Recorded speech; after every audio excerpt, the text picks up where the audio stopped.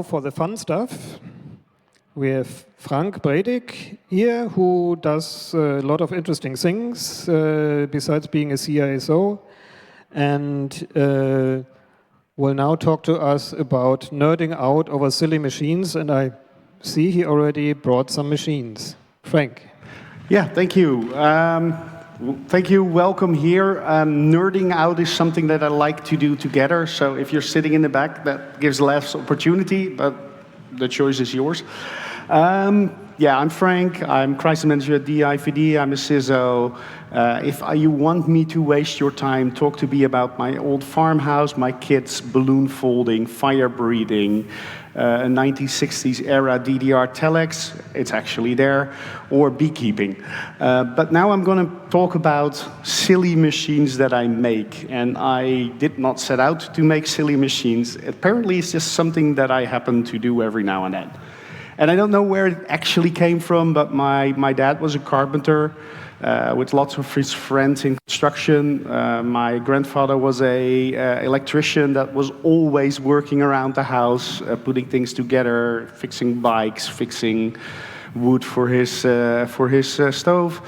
So I'm used to people being able to make or fix stuff.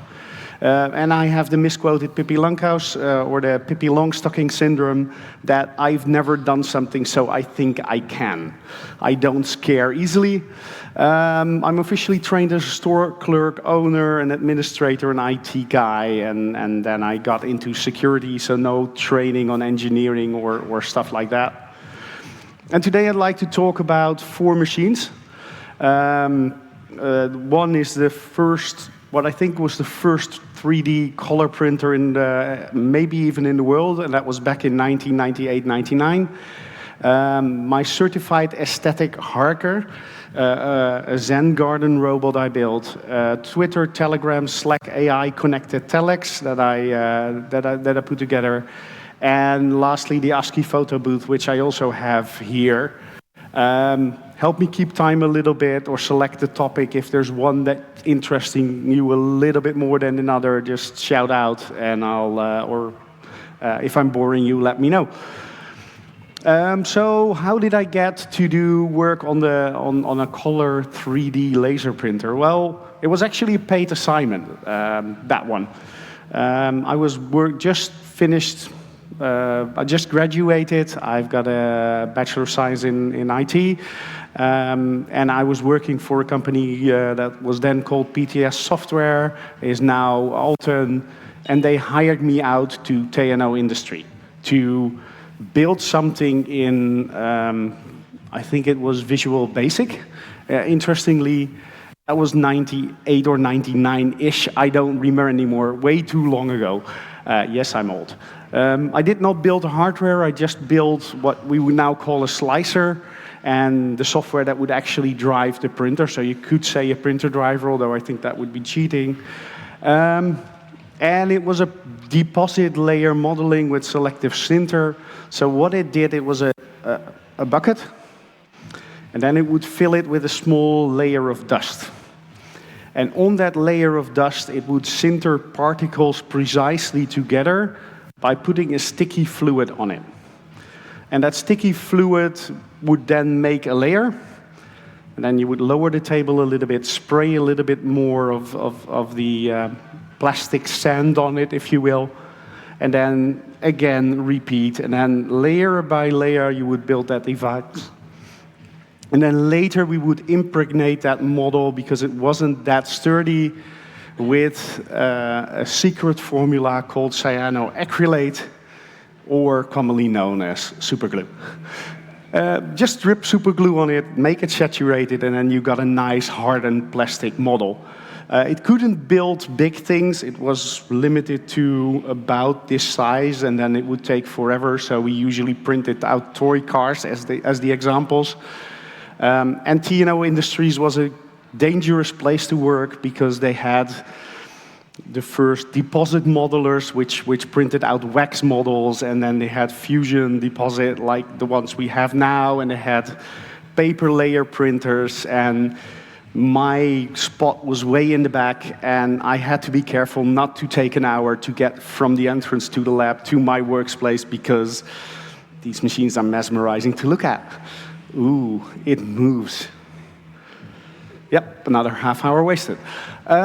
So it's a selective sintering device, and it had a couple of things that it had to do really good, and it had to be able to deliver on an exact 2D location, and it needed to deliver multiple fluids, mainly red, yellow, and cyan, at precisely the right spot, and then a clear fluid. And luckily, there was already something that did that, and we repurposed, and whoever built the machine repurposed that. Anybody care to take a guess who doesn't know? Yes, you're right. Well, not an inkjet cartridge. We use an entire printer because it has the mechanisms to move, and you just need to put a little bit of a cartwheel on a cogwheel on the drum that moves the paper. That moves you back and forth, but it works really well. Now, 3D color laser printing, 3D color printing sounds easy, because if you have a cube, you just put different colors on it. This is me drawing a cube. I'm not an artist, clearly. So if you have a cube and the top is blue, and you have a red, a green, a yellow, a cyan, and a magenta side, easy, right? Well, the question becomes, how deep does the color need to go? Because if you cut off a little corner of, so if you would slice this in a corner, so it's triangles, STL files, so you get like 2 red triangles, 2 blue triangles, 2 green triangles. That's easy, but how deep does the color go? And if you take it from the top side, then clearly you need to go under a 45-degree angle, because you can't just print red, because then you have little red sides on the yellow part. And if you just print yellow, you have little yellow sides on the red part. And it becomes even more complex when you cut it like that. So we had to come up with something to do that. And that was a very interesting challenge, to come up with some practical solutions for that. So one of the things we thought up early was, let's use voxels. So layers were about 1/4 of a millimeter thick. So if you had to print something that was 5 centimeters high, that's like 5,200 voxels. You had a lot of pixels. And this is the age of the Pentium 2, where a hefty machine had a gigabyte of memory, where you would put things in high memory with high memsys. So no, it was out. It was a good idea, but it was out. So anybody has any bright ideas how to do this? So what we come up with was, well, it's the STL files. All the models are printed in triangles. We still do that. If you have a 3D printer, you're familiar probably with STL files. And you have 3 coordinates for every triangle. So if you need to take a triangle and take that into a 3D type of model, what do you get?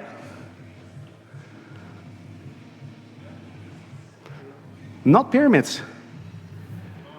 Prismas or trapezoids. I think prisma is probably a better correct. So what we did was we calculated all the things, but it becomes again a bit of a challenge, because you need that corner. So what we would do is, at any interaction point where 2 lines would meet, we would calculate the corners, then calculate the middle point of all that colors, because that's the inside. And along that line we moved, you got a little triangle on the inside.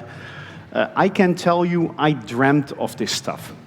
And I had a colleague who was he was also sitting there, and then in the morning I would come in, and it's like, listen, I was thinking last night, or I actually dreamt about this, and he got this smile, and then we got another idea, and we got to try it out for a week. And I'm now only telling you about the things that worked, but there were a lot of ones that didn't work.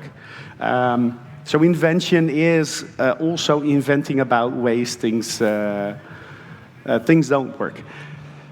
Unfortunately, I don't have the device. I can't find any documentation about it anymore online. I wasn't being able to talk about it for a couple of years because of contracts and stuff.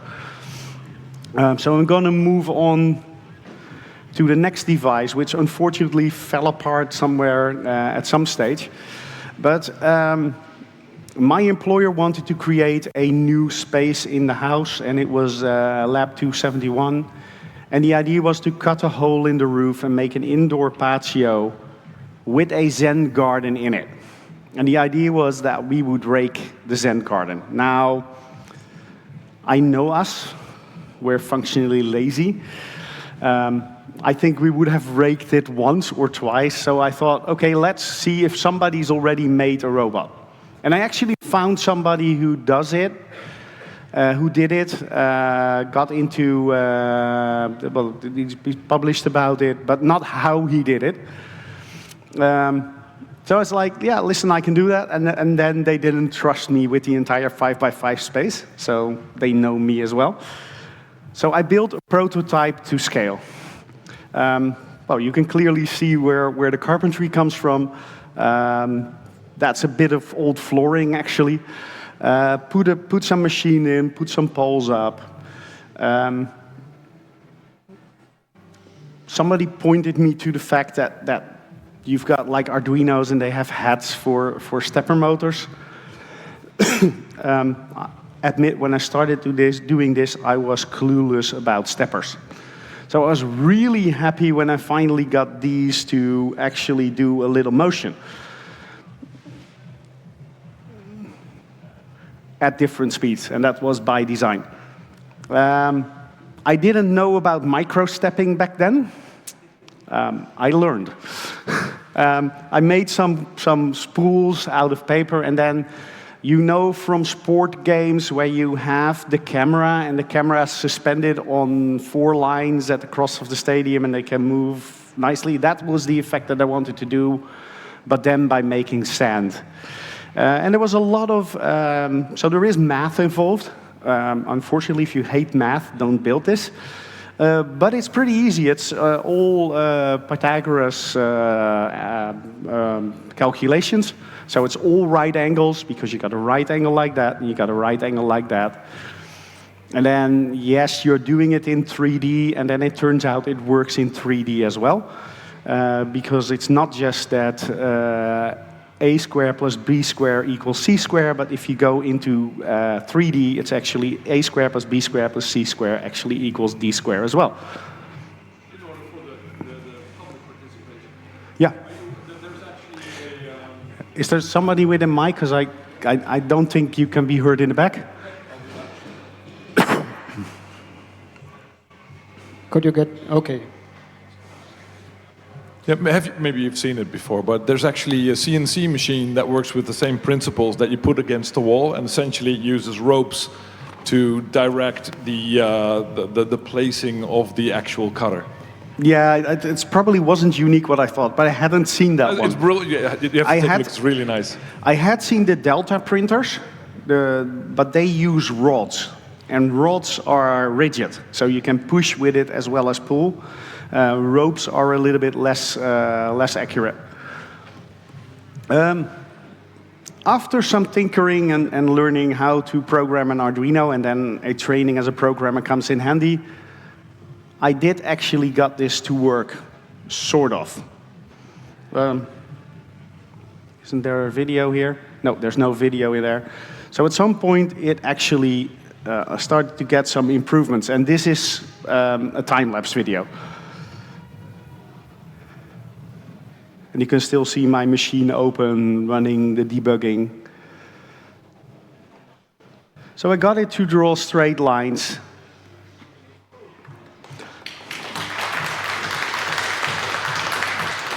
So I took this one to Hacker Hotel. Turns out that Elger was giving trainings there to train people to become CEH, Certified Aesthetic Harker. So basically certified aesthetical raker, but also equipped to the other CEH certification. This robot, in the end, became CEH certified robot. This is a little bit later. So this is what micro-stepping, where micro-stepping became handy, and it became even smoother. And while doing this, I learned a few things. First one is that Arduino programming isn't hard once you understand the concept of being in the continuous loop. Timing is your friend, so use the counter, use the clock to count the milliseconds. Because, yeah, if you're sending something from there to there, it's not just like make the wires like there, because then you're going to fly up and do heavy trajectories. Like I said, micro-stepping is there for a reason. Going from A to B in n seconds doesn't mean device X, Y, and Z distance in n seconds. You really need to calculate every step of the way. Building something that works is easy. Building something that works reliably is really, really hard. So in the end, this project never got to be because they feared that I would have to stay at the company to just keep it maintained and keep it running. It had lots of maths, and like I said, Pythagoras does work in 3D as well. It was a fun machine to build, it was a fun prototype to build. I'm sorry, at some point somebody needed the stepper motors, at some point somebody needed the Arduino, at some point somebody got rid of the sand, and now it's in a sad state. There's a theme there. Yeah, and then the cause of a lot of back pain, literally, is telexes. And with the telex project, I'm here presenting about it, but I'm actually standing on the shoulder of giants here because I can't do electronics, and my colleague Patrick de Zoete helped with it. Then we need to debug prints, so Gert Kramer helped me. I needed to get this thing running. So yeah, at some point at MCH, I was sitting in our village trying to get this thing working, and somebody looks over my shoulder and goes, that's interesting. So it's the other way around. And it's like, hey, are you familiar with this? And he's like, well, I used to be a teletype engineer, a service engineer. It's like, can you please sit down and help me fix this? And he helped a lot. He had to go out, but he really helped me. Marut helped me out. Dens helped me out during Hacker Hotel, building the breadboard, new breadboard version. That's now that's no longer in here because we got it on an experimentation print now. The software I got from FabLab Würzburg did a lot about it as well. The Pi is now being managed, and I just put it together and had crazy ideas. Now, probably there's some people here who are wondering what the heck is a telex actually. I don't blame you. I had to learn a lot about it as well, but it was one of the first ways to reliably communicate large amounts of information or large-ish amounts of information across long distances. You had the Morse code, but Morse code is cumbersome. You need 2 humans. Teletypes are basically electromechanical typewriters, and I'm doing it a little bit short maybe, but electromechanical typewriters that can transmit a 5-bit signal over long distances, and then once you have them hooked up together, basically anything you type here gets typed on the other typewriter as well. And it was one of the first ways to send messages digitally, even though they didn't know it was digital then. It was just power or no power. Also, different concepts. Because this is electromechanical, the signal actually needs to carry energy across. Communication is 40 volts, 40 milliamps. And I know you know this. That's you can feel that. It doesn't hurt a lot, but it's you feel it. If you happen to hit it, it's like ow. So it's yeah. And how did I get to do telex as well? That's their fault and a colleague of mine's fault. He borrowed a telex from Stichting Noodnet because we wanted an escape room in our office. And this is just a challenge. And then, yeah, they were awesome. We were very late bringing it back. I still feel sorry for that. And then, yeah, we brought it to MCH actually on this same campground for the first time, and we had lots of fun with it. There was one in the info tent, one in our village, and I still have memories of playing a text-based adventure against another human in another tent. And we were giving him commands, and he was making up the field as we went along. And as alcohol levels got up, the game got a lot more fun and a lot less consistent, but it was a lot of fun. At that time, we were building our lab, and I want one of these two because I can't resist the kinetic nature of them. I mean, it's disconnected now, but if you connect this, you can hear this is like true. This is what engineering sounds like.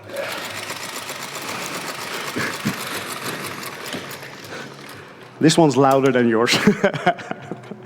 It's really a beautiful piece of engineering. So I went on Marktplaats, obviously. I went to a farmer's shed in Drenthe, got this machine. It was caked under under dust. I took it home. Like, what the heck? I plugged it in. Crap, it worked. They knew how to build stuff that lasts back in the 60s. They didn't build in pre-built obsolescence. This thing is meant to last.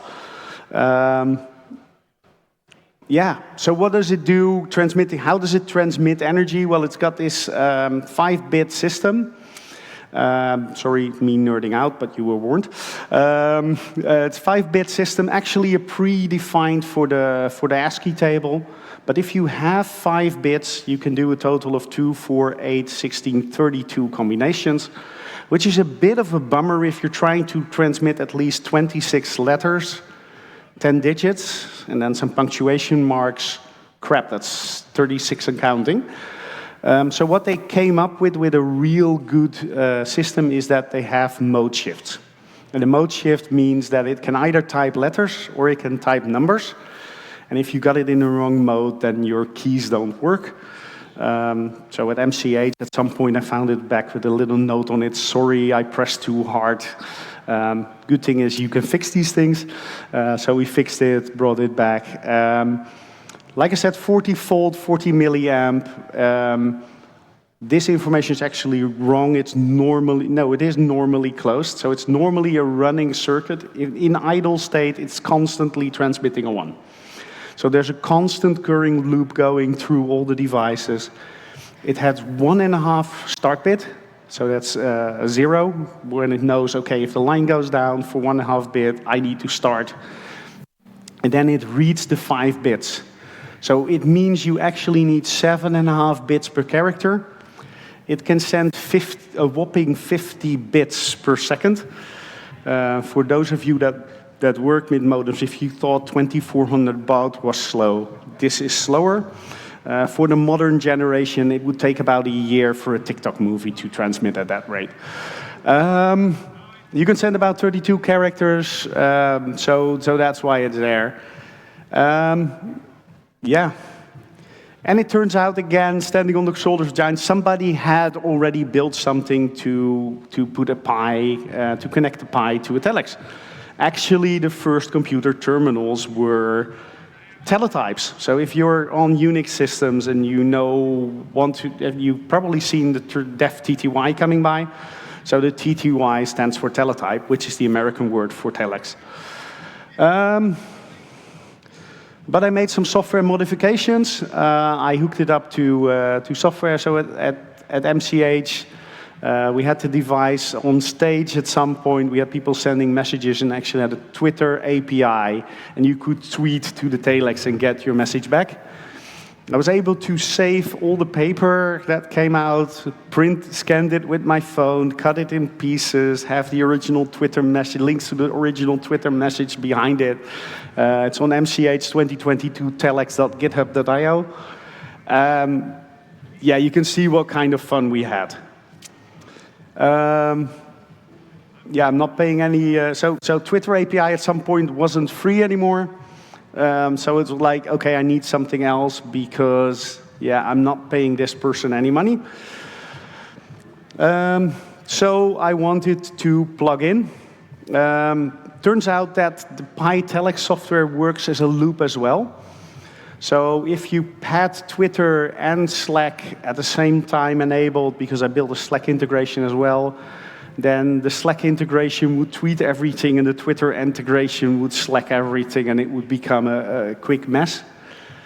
Also, we live in a very good, yeah, so this was also, so I loosely coupled it by making a TCP integration, and now I can talk TCP, just telnet to the telex, print a string, and anything that gets received at that point, I get back through a telnet interface. Works like a charm.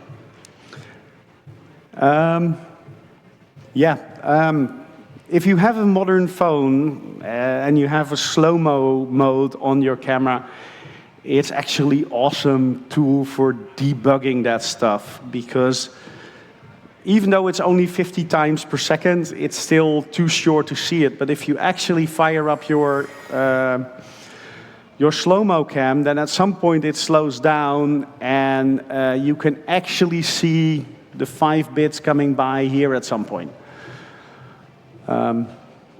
Disadvantage of slow-mo video, duurt lang. But there they come. And you see that triggered the code, and you saw a hammer get triggered there for a transmission. Slow-mo cameras, awesome tools. You can actually also see how the pickups work. So it works with the current signal by putting things through a magnet. It flips up these bits, and if there's power going through the magnet, it means this metal bit will stick to the coil. If there's no power, it will fall back. That's where the first signals get received, and then mechanically it gets transferred into the action of the hammer going against the paper.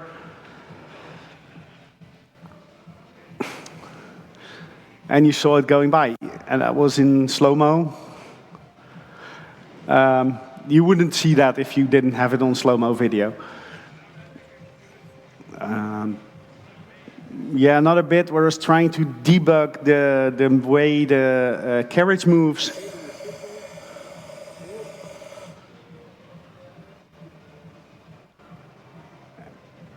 And it's the shifting mechanism here that I was trying to debug. So it's a bit out of focus, but I could still see something happen. Duurt lang. Yeah, and you could see it getting shifted in a different mode.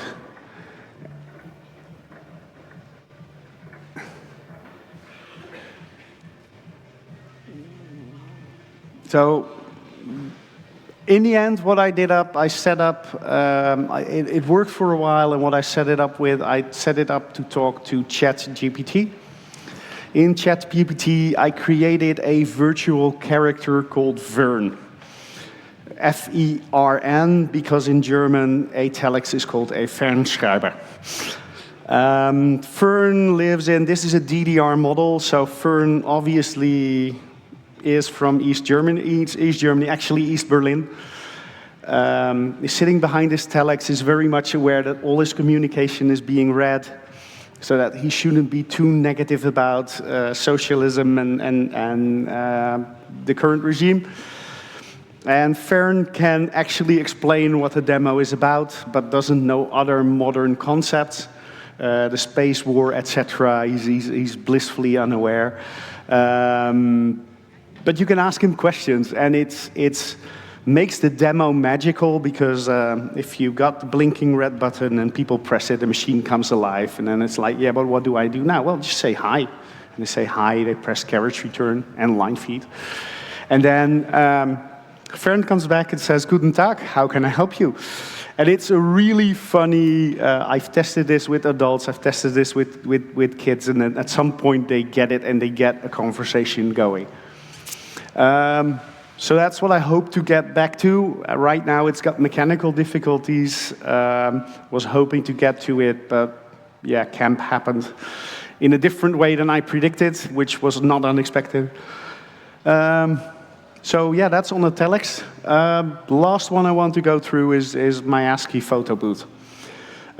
Bit of inspiration, we had a year party at DIVD, where I'm a volunteer, and our communication person wanted a photo booth there. You know, the modern kind with silly mustaches and party hats, and I have an opinion.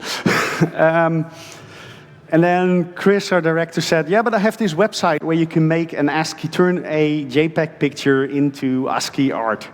And it's like, I can make that happen. And inspiration struck. I have the source code online, and it's that thing over there.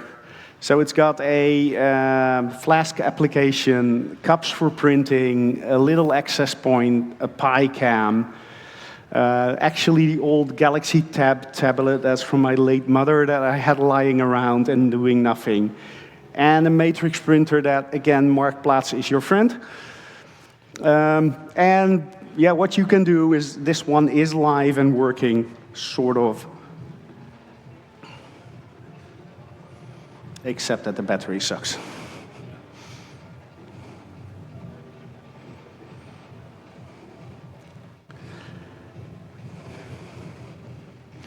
Warn me if it's in a boot screen. So I built 3 Linux services, one that handles the HTTP side, one that handles the printing side, and the other one that handles emailing. Turns out that matrix printers can be expensive. There's an Oki shop selling this exact model for 750 or 889 euros. It's that model. Sorry? It's done. Great. Thank you. So I need to go to Chrome. Yeah, so I got a picture here. You click take picture. It counts down from 3. And then you click on print. And then it should start to print. And the demonstration effect hits again.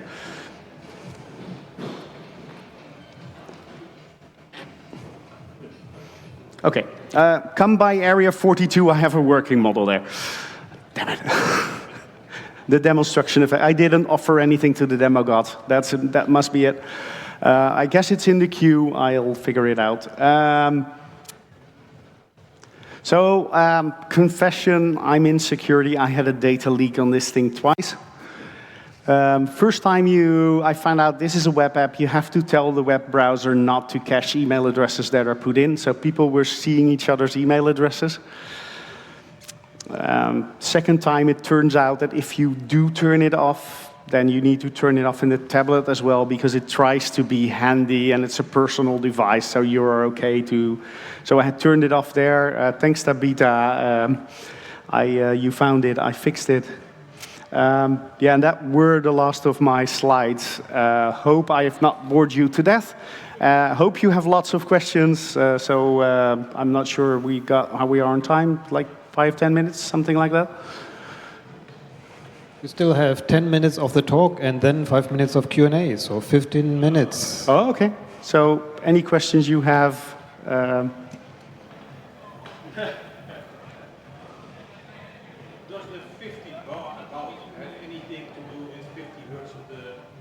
Can you use the mic, or?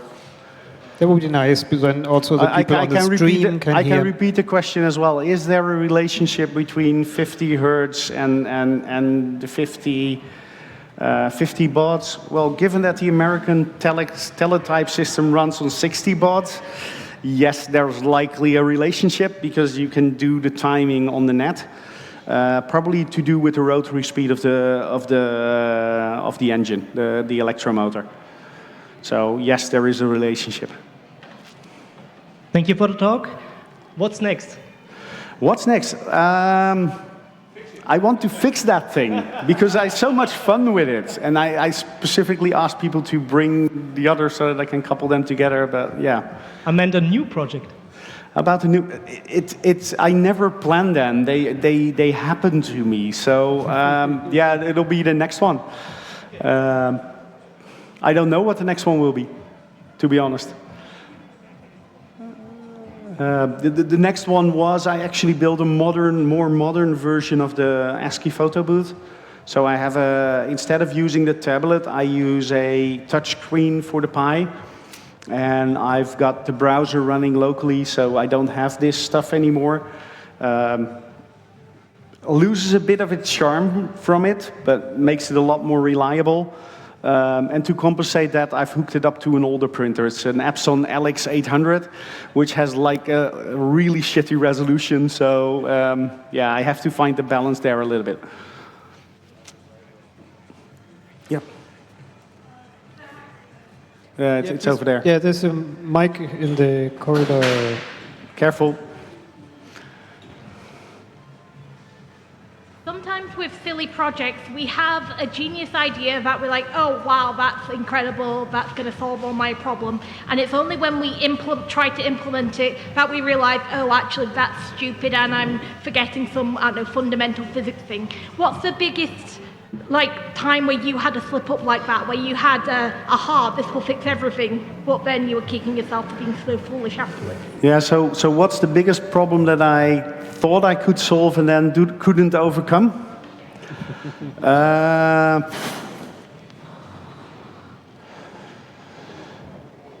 Well, it's one of the problems I had that I fixed this camp was, so we had the LX800, and what I couldn't get it to do was, so I could get it to print, but the last 400 bytes of my message got lost. And then if I printed the next one, it would start with the first line of that buffer, and then it was really horrible, and took me about a day and a half, so that's why I haven't got around to the telex. And in the end, what I decided is I'm not going to bother. If it's not working the way it's supposed to, then, I guess it translates better than, als die gaat zoals het moet, dan moet het maar zoals het wel gaat. So if it doesn't go the way I want, it's supposed to, then I'm going to make it the way it is working, actually. So I built in a function to send commands before I send a page, which is clear buffer and reset yourself. And then after every print, I just sent 400 bits of spaces, which it will not print anyway. And that way I got the old print going out. Instead of what probably would have been the proper way is debugging the CUPS driver for an LX800, but I decided that wasn't my problem. Maybe I'll put a ticket in for them. Yeah. Sending regular resets is a very old programming technique. Yeah. You see it a lot. So I was wondering, if you send the pictures to a website, wouldn't that maybe be a data breach as well? I'm not sending pictures to the website. Okay. So converting JPEGs to ASCII, there's actually a command line utility for that, JPEG2A. I just feed it into there, convert it to ASCII, and then I throw it to the printer. It doesn't go to the website. It was just like, that was what my colleague had seen. And he's like, yeah, you can do this. And I'm like, yeah, boring, I know. But then it's like, oh, that gets me out of the photo booth, and I built this instead. So you run that locally, but then... Sorry? You run that locally or something? I run it locally. I run it on the Raspberry Pi. There's a Raspberry Pi in there, I just got to love these things. Easy, convenient, not too expensive. I wish I had them as a kid. First of all, love the talk. All of those, everything you showed is super awesome. My question is, was there ever a time when you made a decision, whether that's a design or implementation decision or anything else, and then you came to regret it a lot later on, but it was too late to change things? Yeah, the one classical one is the decision not to commit often and push my code a lot. So I did come into, whereas like, no, it's not supposed to that way. You know what, I'm going to make a complete pivot. And then I guess it follows your line. You make a complete pivot, turns out that, no, that's a bad idea as well, and you need to go back to your code, and then you find out that, gosh, I only actually had it on my machine, and I overwrote it. So commit often, push often if you can. Yeah, I can't think of other ones, but yeah, you have these moments where you go off on a tangent, you try to fix something, and you just sink a lot of time in it, figuring out a way how not to do it.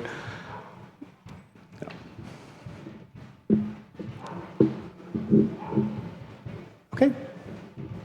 Yeah, more questions.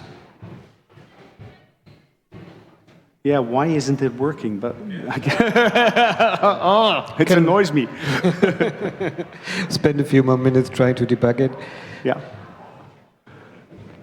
I mean, about your first Zen Garden project, did you see, at least I saw a couple of articles about people building this into their IKEA tables with a magnet from the other side? Yeah, so the Sisyphus tables, you mean? Yeah, so the but Sisyphus, of course that doesn't scale to 5 by 5 meters. The problem with the Sisyphus table is that it's so it's another way to do this. But the thing is with the Sisyphus table is it requires you to have something under the Zen garden. So this is something that's built on a concrete floor, and there wasn't any room under it. And I probably would have needed a very heavy magnet to get the ball through a layer that is supposed to be. So the gravel there is about this thick, so it's really supporting something. I did think of a rigid system, but I didn't like the aesthetics. So then you would have a really big beam that's running over this like a plotter, and I thought that wouldn't look nice. Whereas if you use the wires, you can make them so thin, or at least not as much in the way. So that's why I came up with the 4 cables in the end. I mean, in a Japanese way, maybe you could have embraced the beam thing and made it like Japanese wood, really thick beams, like they do for their arches and stuff. But could be. I'm not an artist. An RC car would have done it as well, but positioning an RC car precisely is then you need something with a camera and motion tracking. This would be one of those things where you go off and then you find out that. That thing you describe, yeah, it happens when you, because I usually do this in the evenings, and then that's where you somehow at 3 at night think, crap, I need to get out of bed at 6:30. Was this a good idea? No. Did I have fun? Yes. Did I have any results? No, damn it. Yes. You've been there by the sound of it. So, yeah, lots and lots of fun. yeah, I think we've all been there. So thank you, Frank. Thank you.